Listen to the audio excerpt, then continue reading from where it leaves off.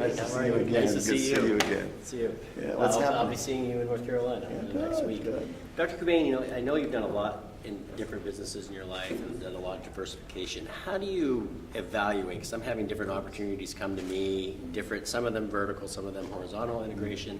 How do you evaluate those and decide whether you want to do them, whether it's a good idea or not? Well, the answer to that question is that in every organization, there are fundamentals.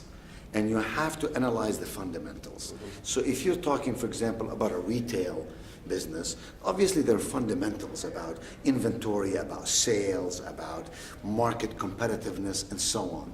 And so anytime you get involved in an organization or a business, the first question you'll be asking are, what are the fundamentals of that business? Okay. And the fundamentals basically would lie in one or two areas: the levers that make that business succeed or fail, the metrics that you must use to measure whether you're succeeding or failing. Okay. And that takes time sometimes, because if you're getting into an arena with which you're not familiar, you need to find people who are familiar with that arena so that they can explain it to you. Otherwise, you're going in blindfolded, or you're going in with just hope.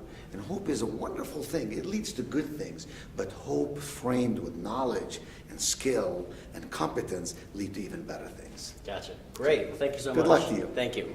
Yes, sir. How you doing? Always good, Gregory. Well, really, Greg, it was a pleasure listening to you up there. And I had one question for you. How did you get yourself in the position to where you had the opportunity to do what you did and go interview all those people? Which is the $64,000 question that everyone keeps asking. The answer, I don't have 100%. Every time I've asked the foundation and say, why me? They just look at you like a 16-year-old girl, like, like, why do you love me, right? Yeah. So I haven't figured it out, but I do know this. The difference between myself and the other people that have gone before is I was willing to go all in. And what that means is I literally, Napoleon Hill never got a penny to do Think and Grow Rich, and they decided to pay me the same wage. I sold my house, my cars, I hawked my Rolex watch. I did everything I had to do to go for a 3-4 year journey where I traveled all on my own nickel to create this thing. Gotcha. And most people aren't willing to sacrifice. These name brand speaker guys, they would put it about them promotes Napoleon Hill. And we did the opposite. We all made it about Napoleon Hill, about the Napoleon Hill Foundation, about his teachings, about the new mentors and leaders we're meeting, and we just happened to be blessed to be part of it. And we did it in that order, and I think that's why God got chosen. Wow, that's incredible. So a leap of faith that you took. Huge leap of faith. I always realized I could get all my crap back, but would you ever have an opportunity like that? Like I was saying on the thing, how many people would go with me? I just saw that opportunity. I said, geez, how could you not do that? Right. There'd be a million reasons for me not to do that, but I did what I did. Wow, that's an amazing story, Greg. Thanks so much for spending the time. Really appreciate it. You're more than welcome.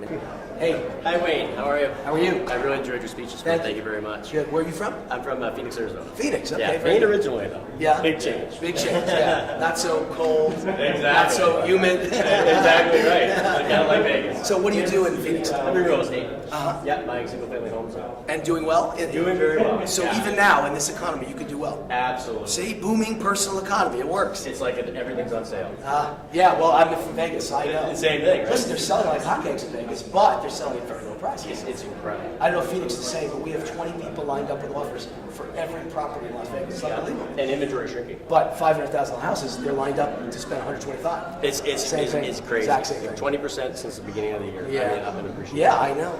So I have to know, what do you think of Romney? Is he going to make it? I think he'll win, but he's not the best choice. He's not the best candidate. I know. And we're nominating someone, Gary Johnson, who I think might be the best candidate, but no one's going to know about him, and I don't know if he's going to get his name out there. So Well, we can- we'll see. But we can Romney, all- I think I made the prediction in January. Romney would win the nomination easily, and he'd win the election. And people go in the booth, close the curtain, as it were. I think they'll all say, "Can we take 4 more years of Obama?" No, and I think Romney will be the winner. So hopefully, things will change. Well, I surely hope so. I hope so. Hope you got something out of the talk. I did. Thank you so much. It was Thank great. you. Go get it. Yeah, thank you.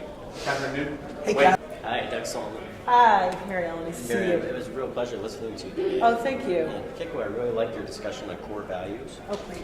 How do you make sure that the activities within your organization are in line with your core values? How do you keep that going? I mean, really, we call each other out. If something happens and somebody does something, every single person in that company has the right to say, wow, that is not in line with what we do. And it doesn't matter if I'm doing it or their boss is doing it, whoever's doing it, they have the right to call that person out. So there is no, you can't, say something there. And that everybody knows that they're empowered to do that. And this is part of our orientation process. So everybody who comes on board, we have an onboarding process that we go through this and we let them know that this is everybody, this is where you are the boss of the core values. So there's going to be accountability, and you let Absolutely. that right up front, you put those rules in Absolutely. place. Yep, you can't have authority without accountability, right? You just can't. And so everybody who is accountable, they have the authority to say, hey, that's not in line. That's fantastic. Yep. Thanks so much. Really My appreciate pleasure. Thank you. it. Hi, Tucker. Hi, very nice to meet you. Nice to meet you. Enjoyed your presentation Thank you. this morning. Thank you very much. Tucker, I had to ask you, like probably so many people that you meet, I lost a lot of money in trading, and always have been fascinated and interested by it. What advice would you give somebody that wants to get back in, start slow, but the good solid fundamentals? One thing to do is start slow. One thing to do is paper trade first. Okay. Don't trade with live money. The other thing to do is to follow a system. Okay. Because if you use a system, a mechanical system, it takes the emotions out of trading. Okay. Most traders lose money because they let their emotions get involved. I can attest for that. Well, that's great advice. Good. Thanks so much. Really Thank you. appreciate it. See you later. Yeah. Okay. Hey, Jeff. Doug Solomon. Doug, nice to meet you. Yeah, Glad nice you to were meet here. you. Thank you. Thanks so much. Really enjoyed your presentation. Thank you. And I recently got into a strategic partnership with a fella, and we're looking to do direct mail response marketing. How do you see that, as opposed to what you taught us today? Can they work in segment with each other, or do you do any of that yourself? Absolutely. We have a 1,200% ROI on our direct mail marketing. Wow. Direct mail to online is huge. Not very many people are doing it. Absolutely, positively do it. Later on, I can give you the guy to get with on that too. Okay. There's the best of the best. That's who we use. So absolutely do it. Absolutely do it. All right, great. And you say working the two side by side Yes, might be a good absolutely. strategy. Yes. Fantastic. Thanks so much. Really All right. Thank you, appreciate it. Doug. Good seeing you. I really enjoyed your presentation. Thank you. It was really excellent. And I'm a full-time real estate investor, and with my capital dollars that I have available to invest, and somebody that's been very interested in gold and silver, what would be a percentage you would recommend to start to get into of capital for that? So what you want to do is start off with decide what you want to allocate to gold. So say it's $100,000 you want to allocate to gold, and start off with no more than 20% of that. 20%. Start off with 20%, get a result, get used to the system, and then increase it another 20%, and keep going up. Okay, I think that's great advice. Thanks so much. Really appreciate it. Oh, hi there. Hi, Steve. Doug Solomon. Thanks so much Yeah. for being here. Real pleasure Nice to to meet see you. Steve, just one quick question for you. Looking back on your career when you started as a young entrepreneur, and you had all those challenges of bringing your product to market, and then to become what Apple is today, what advice would you give entrepreneurs now that are just kind of getting their businesses going?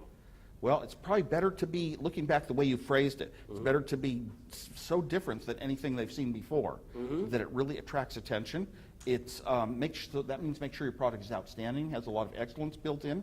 Marketing is very important. In other words, you can have a product that does a lot of incredible things, but how do you communicate that to people? And that's the job of marketing, to knowing who would want it, why, but communicating it effectively, and largely it's simplification. Use very few words. Don't confuse people with it. Our approach was always, I was a great technologist, but Steve Jobs always worked to hide the technology. People don't want to see it. They want to know you have a machine that can calculate your interest rate, on your mortgage rate. But they don't want to know all these microprocessor numbers and names and how much memory you need to do it. They don't want to, so keep it simple in the human sense. It's much more important to be marketing driven, I think, for any operation like that. Wow, great advice. Understand what people want and what it's worth, what features, and what they'll pay. Wow, thanks so much. Yeah. Wow, spoken like a CEO. Hi, Steve. Doug Solomon. Thanks so much for being here. Real pleasure to meet you. Steve, just one quick question for you. Looking back in your career when you started as a young entrepreneur, and you had all those challenges of bringing your product to market, and then to become what Apple is today, what advice would you give entrepreneurs now that are just kind of getting their businesses going? Well, it's probably better to be, looking back the way you phrased it, it's better to be so different than anything they've seen before, that it really attracts attention. It's that means make sure your product is outstanding, has a lot of excellence built in.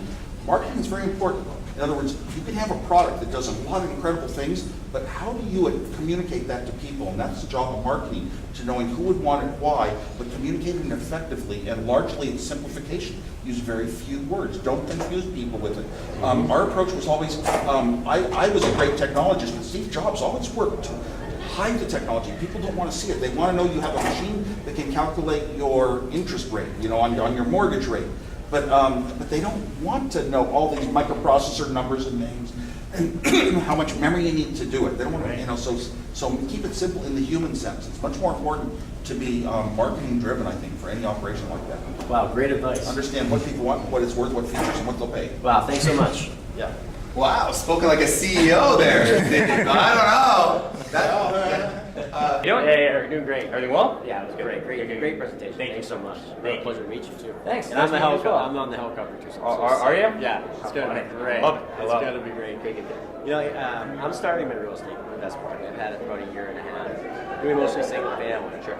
So I look at like the enterprise that you guys have. How did your dad at the time, take the leap and grow it to the segment where now you're buying multiple businesses at multiple times? How do you take those leaps forward in your business? It's kind of funny. We started off, and I was just saying this a minute ago. We started off in really multifamily, right? This is what my grandfather did. He did kind of middle income, low income housing. He did incredibly well, with that. And then, my father really wanted to move into New York City itself and create, something that's very amazing. And I think when you first start, you have to borrow money, right? You have to borrow money, do big acquisitions. You have to turn that into even more money, and then you have to start bankrolling these deals yourself. Yep.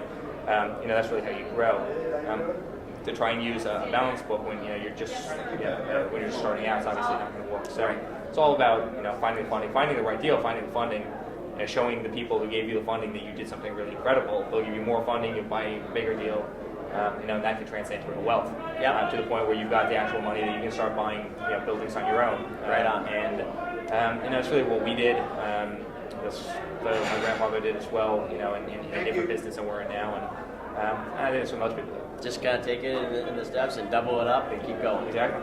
That's awesome. Well, thanks so much. Read some of Kiyosaki's stuff. He did a great job with that. I'm sure you know Robert Kiyosaki. Yeah, sure. He's a dear friend of mine, but he did a great job turning kind of 1 into 2 into 4 into 8 into 10,000. He really did a nice job. So That's awesome. Great. Thanks Great guy. again. See you later. It was great, Eric. Thanks. My fellow Arizona. Absolutely. Yeah. I saw you right up front. You did it so well. You speak before me. Yeah. So now since I know more than all about Kansas. It'll be good. Every time it's different. Might have some of his friends come by. And he's got friends that are corporate tycoons, ambassadors, and certain